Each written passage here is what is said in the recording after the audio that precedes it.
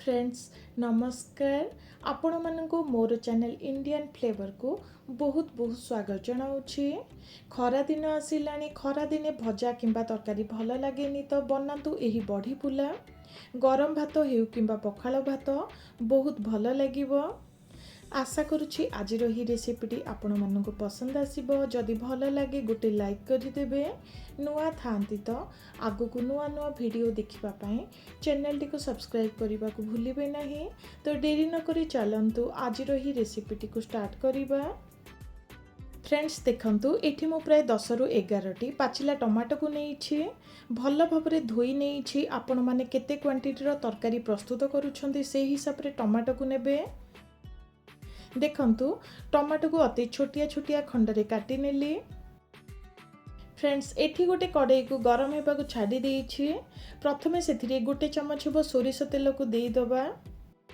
सोरिष तेल द्वारा तरकारी रे बहुत सुंदर टेस्ट आसीबो। फ्रेंड्स देखंतु तेल गरम ही आसिलानी। एठी मु प्राय 12 रु 13 टी कखारु बड़ी को नेइछि। एठी आपण माने प्लेन बड़ी को मध्य नेई परिबे। बड़ी को देला परे हल्का टिके गोल्डन हेला जाए भाजी नेउछि। एठी आपण माने बड़ी को छाणी मध्य यूज करि परिबे। फ्रेंड्स एही उपाय रे बड़ी पुला प्रस्तुत करंतु बहुत सुंदर टेस्ट आसीबो। देखंतु बड़ी सबुर रंग चेंज हे आसिलानी। अधिका भाजीबा दरकार नुहे, नहले बड़ी सबु पोड़ी जिवो। एबे गोटे प्लेट को काढी नेउछि। देखंतु बड़ी सबुको गोटे प्लेट को काढी नेले। पुणी थरे सही सेम कड़ाई रे टमाटो खंड सबुको देई दबा। फ्रेंड्स टमाटो शीघ्र सिझिबा पई एठी मु अल्प टिके लूण को देउछि।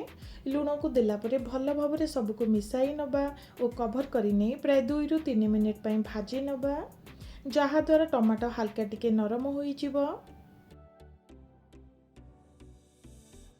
प्राय 2 रु 3 मिनिट पई भाजी नेइछि। देखंतु टमाटो हल्का नरम हेई गलानी। एही परी प्रेस करी हल्का चकटी नबा।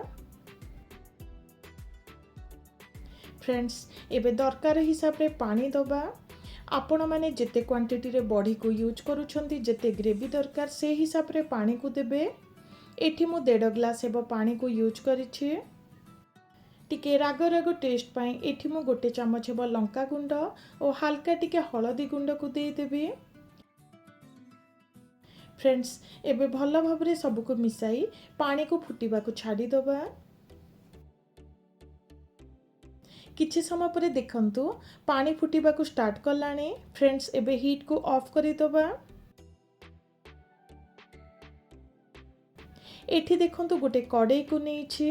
दरकार हिसाब रे एठी मु 1 रु 2 चमच हेबो सोरिष तेल को गरम करी नेउछि। देखंतु तेल गरम हे आसिलानी। एठी नेइछि गोटे चमच हेबो पंच फुटण और 3टी सुखिला लंका। ता सहित अल्प टिके हिंगु को देई हल्का टिके भाजी नेउछि।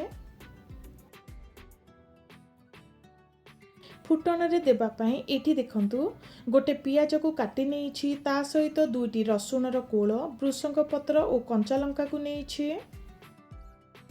फ्रेंड्स अधिका मात्रा रे रसुण को यूज करिबा द्वारा बहुत सुंदर बास्ना ता सहित टेस्ट मध्ये आसीबो। एबे हल्का टिके प्राय 1 रु 2 मिनिट पई भाजी नबा।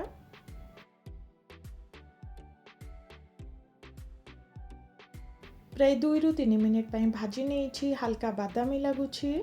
फ्रेंड्स एठी देखंतु गोटे मूला को भल भाबरे सफा कला परे एही परी लंबा लंबा करी काटी नेइछि। बड़ी फुला रे मूला को देबा द्वारा तार टेस्ट बहुत सुंदर आसी थाए। एठी आपण माने स्किप करि परिबे। मूला को देला परे पुणी थरे 1 रु 2 मिनिट पई भाजी नेउछि। देखंतु प्राय 1 रु 2 मिनिट पई भाजी नेइछि। मूला मध्य हल्का टिके भाजी गलानी। एबे सेथिरे टमाटो पानी को देई दबा।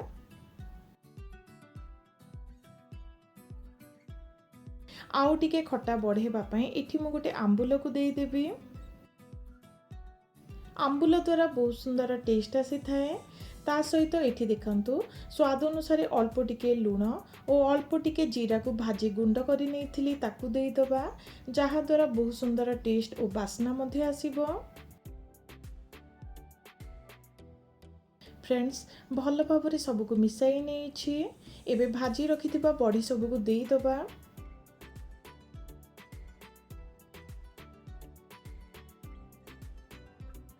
बड़ी सबको देला परे अधिका गरम करिवार किछि दरकार नुहे। प्राय 3 रु 4 मिनिट पई गरम करि नबा। प्राय 3 मिनिट पई गरम करि नेछि, चलंतु चेक करिबा। फ्रेंड्स देखंतु टमाटो पानी सबु बड़ी देहरे भल भाबरे सोक होई जाइछि।